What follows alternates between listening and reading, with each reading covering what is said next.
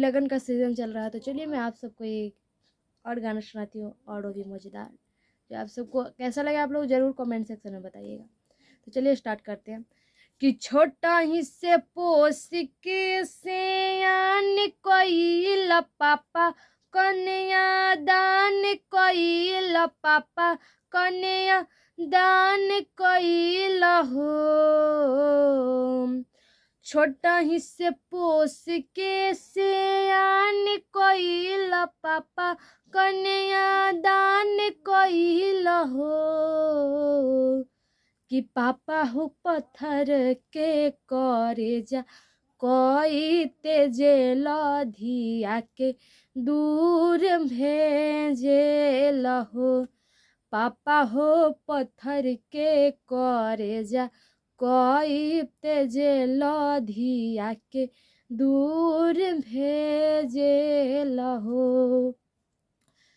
कि छोटा ही से पोस के सियान कोइल पापा, कन्या दान कोइल हो। ए पापा हो पत्थर के करेज, कोई तेजेल धिया के दूर भेजेल हो। पापा हो पत्थर के करेज, कोई तेजेल धिया के दूर भेजेल हो। अरे एक और गाना था।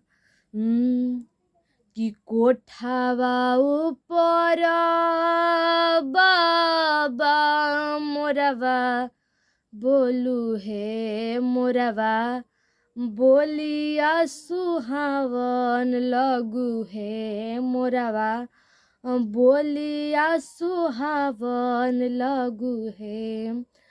आजू के रतिया बाबा जागल रहा हो, आजू घरवा चोरिया जइहे हो, आजू घरवा चोरिया जइहे हो। कि सबरे संपत्तिया बाबा बाची जइहे, आ गौरा बेटी चोरिया जइहे हो, गौरा बेटी चोरिया जइहे हो। कि घरवा दुअरवा बेटी चौकीदारवा रखबै हो, आंगा नामे हम जागल रहबै हो, आंगा नामे हम जागल रहबै हो। कि घरवा भीतरवा पापा जागल रहा हो, आजू बेटी चोरिया जइहे हो, आजू बेटी चोरिया जइहे हो। अरे एक और गाना था।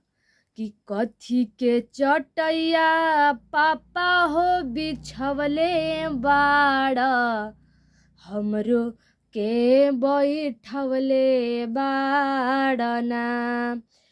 कथी के चटैया पापा हो बिछवले बाड़ा, हमरो के बैठवले बाड़ना।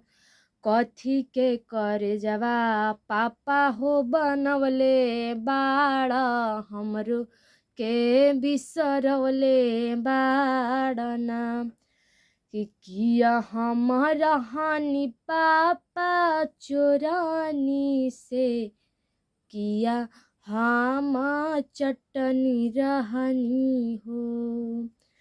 किया हमारा हानि पापा चोरानी से, किया हम चटनी रहनी हो। किया हम सभावा में पापा पगड़ी झुकवनी हो। तो ये सब गाना आप सबको कैसा लगा आप लोग ज़रूर कमेंट सेक्शन में बताइएगा। और तब तक के लिए चलिए यहीं पे वीडियो को एंड करते हैं। जय माता रानी।